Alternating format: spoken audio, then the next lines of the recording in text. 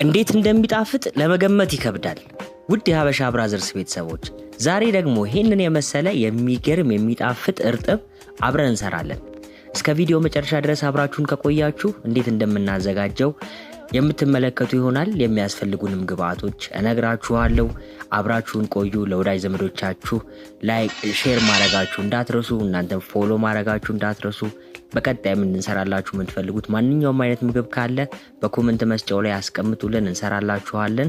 ለወዳጅ ዘመዶቻችሁም ሼር አድርጉልን። ኮፒ ሊንክ ያደረጋችሁ አብራችሁን ቆዩ። ውድ የሀበሻ ብራዘርስ ቤተሰቦች አብሮነታችሁን ሁሌም ቢሆን ስለምታሳዩን ከልብ እናመሰግናለን። እንዲሁም ማንኛውም አይነት ፕሮግራም ካለባችሁ የድግስ ስራ ከፈለጋችሁ ሀበሻ ብራዘርስ ኬተሪንግ ነን፣ አናግሩን። በሚገርም ሁኔታ ድግሶቻችሁን እንደናንተ ሆነን እናሰናዳላችኋለን፣ እናስደስታችኋለን። እንግዲህ ውድ የሀበሻ ብራዘርስ ቤተሰቦች ይህንን እርጥብ ለመስራት የተጠቀምንባቸው ግብአቶች፣ ዋናው ግብአታችን ድንች ነው።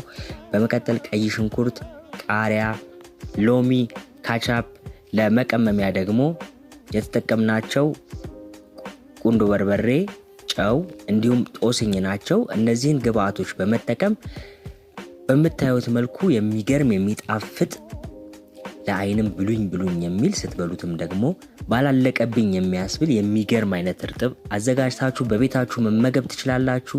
ሁሌም ቢሆን ከሀበሻ ብራዘርስ ጋር ስለምትሆኑ ከልብ አድርገን እናመሰግናለን። ስለምትሰጡንም ገንቢ አስተያየቶች ከልብ አድርገን እናመሰግናለን። ሁሌም ቢሆን ከሀበሻ ብራዘርስ ጋር ስለምትሆኑ እናመሰግናለን።